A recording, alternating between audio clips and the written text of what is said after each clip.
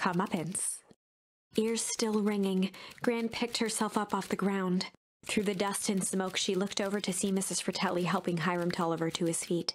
She'd had to beg, borrow, and steal to acquire those explosives. How many nights had she spent visualizing how she'd use them to make things right? And now, her one shot at destroying the source, that damned hole that swallowed so much of her life, was gone.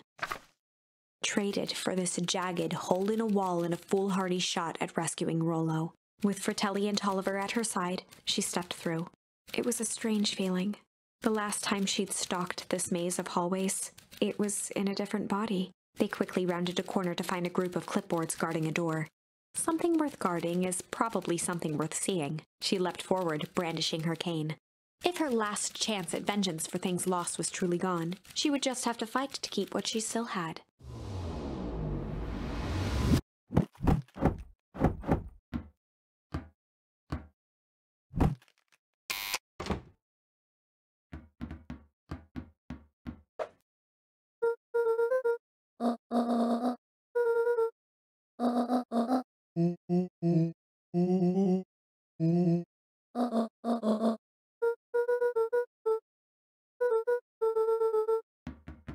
They made their way out from deep within Perennial Harvest, just as Solomon finished up his speech.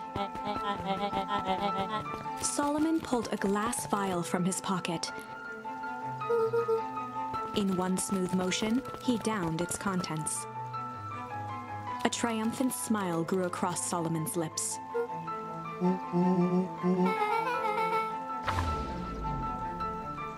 With a mischievous look, Beck elbowed Luca. "Remember when I had the vial behind my back?"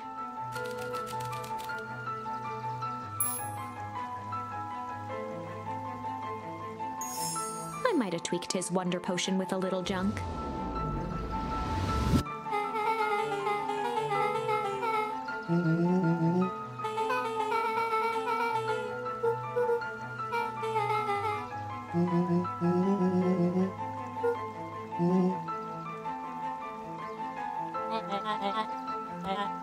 His body and face began to contort and expand as he disappeared into a belching green mist.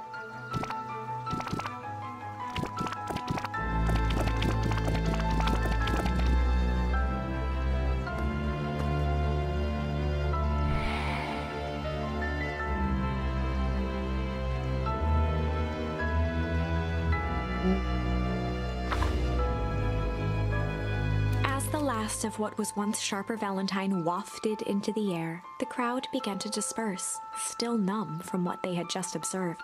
Sharper Valentine was gone for good. His end would be a new beginning for Beacon Pines, a new chance to let go of the things they had lost and grab hold of a new future. The end. Well, I'd be lying if I said that wasn't a bit gratifying.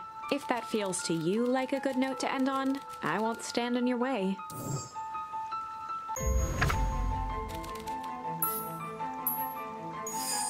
I might have tweaked his wonder potion with a little change.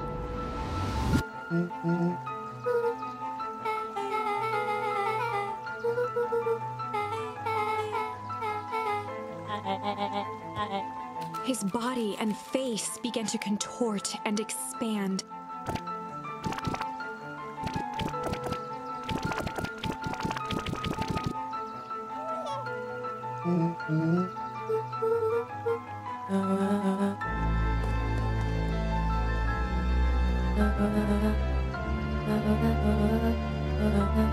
Eris awkwardly cradled the squirming child. She looked to her brother, her voice shaking with uncertainty.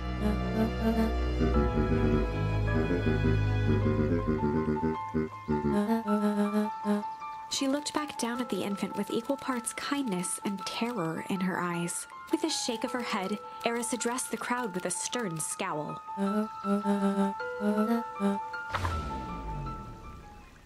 Epilogue.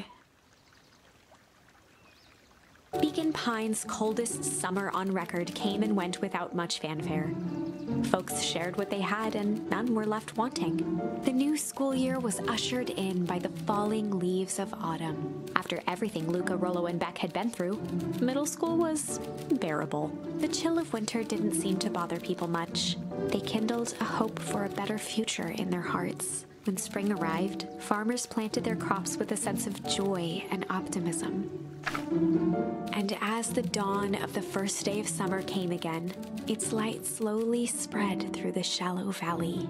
It crept over the town square, across the river, past the neglected welcome sign, and came to rest on a young boy sleeping at dawn, his mind at peace, knowing he is here for a reason.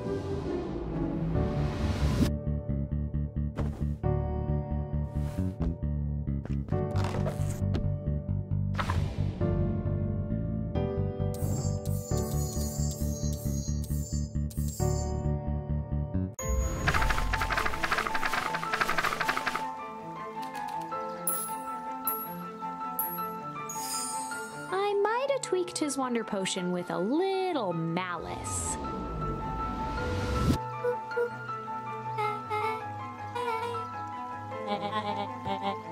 His body and face.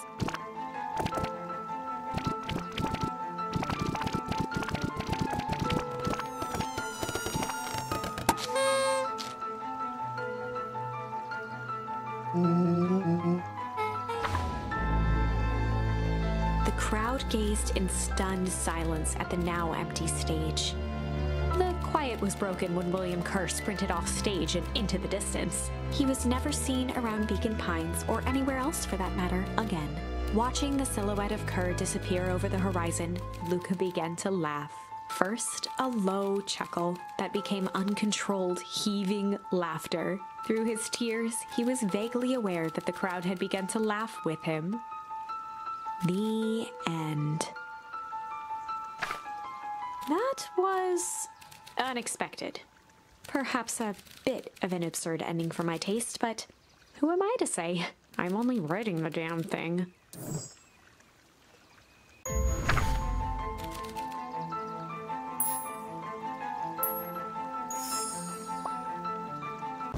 Epilogue. Beacon Pines' coldest summer on folks the news after the chill of what they kindled in spring.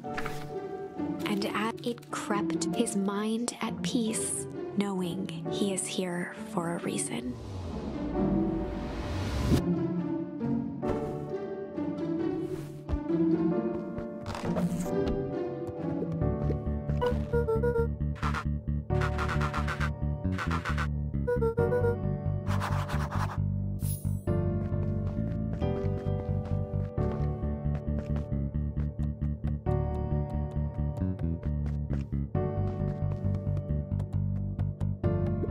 Over time, Eleanor began moving Walt's old things out of the closet and into storage. Eleanor had moved back into her bedroom, and now that she wasn't sneaking out late, she even slept there most nights.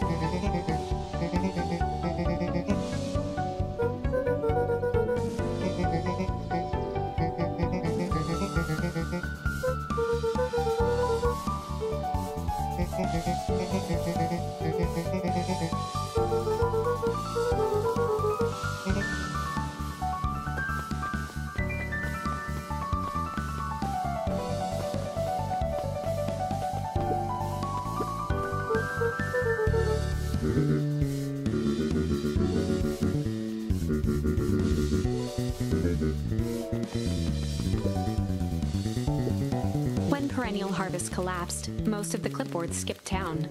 But some stuck around and dedicated themselves to making things right.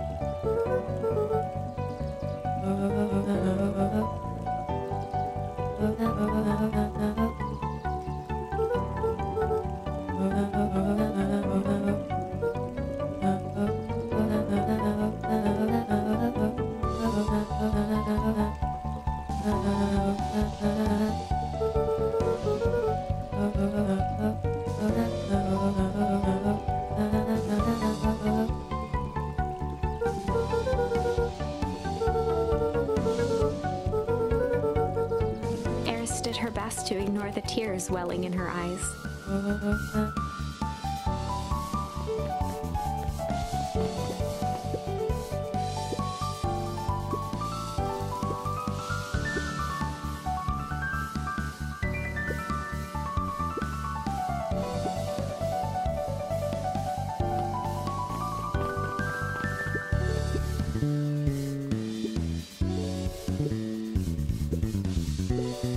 Closing her eyes, Miss Hatch took a deep, relaxing breath.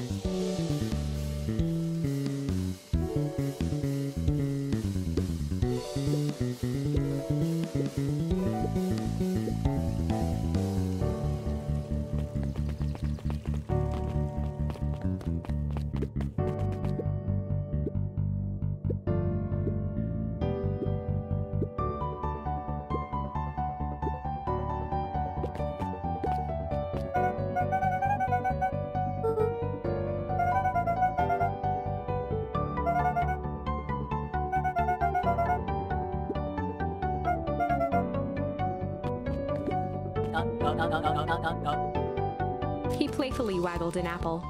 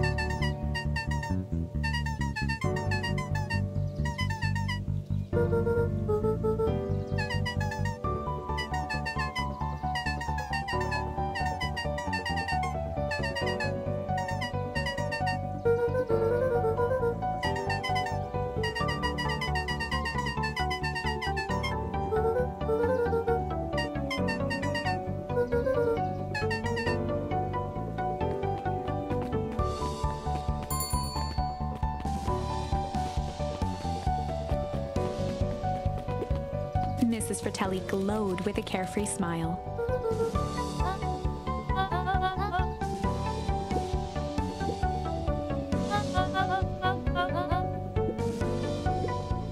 Mrs. Fratelli sighed with a zen-like calm.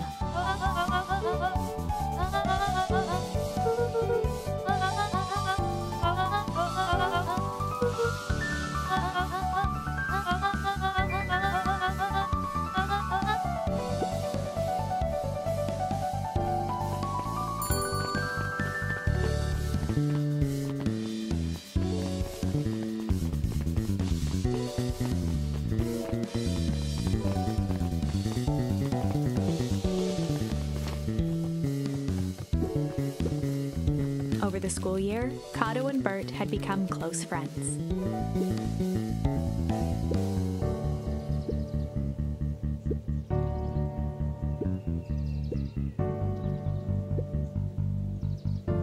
It typically went on like this for quite some time.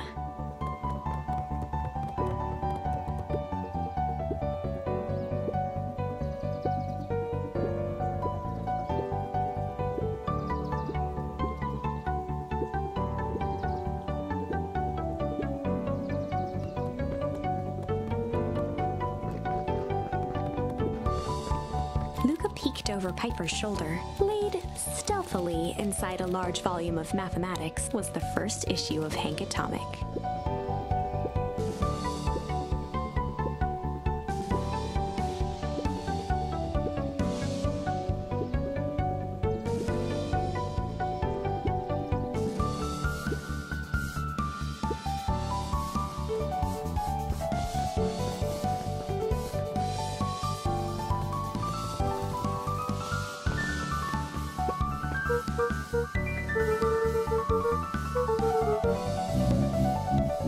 Mr. Nuncreed shook his head.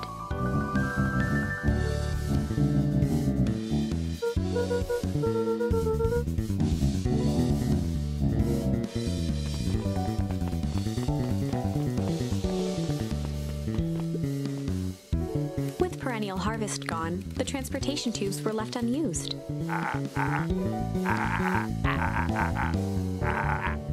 Well, maybe not completely unused.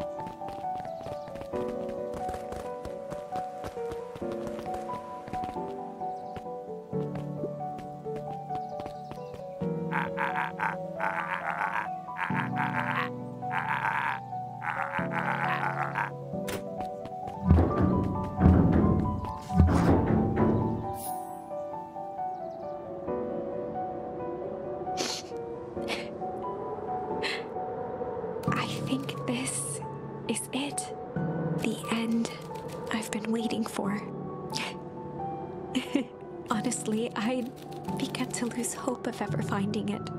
But then you came along. I don't know exactly how to thank you. It's hard to explain how much this means to me.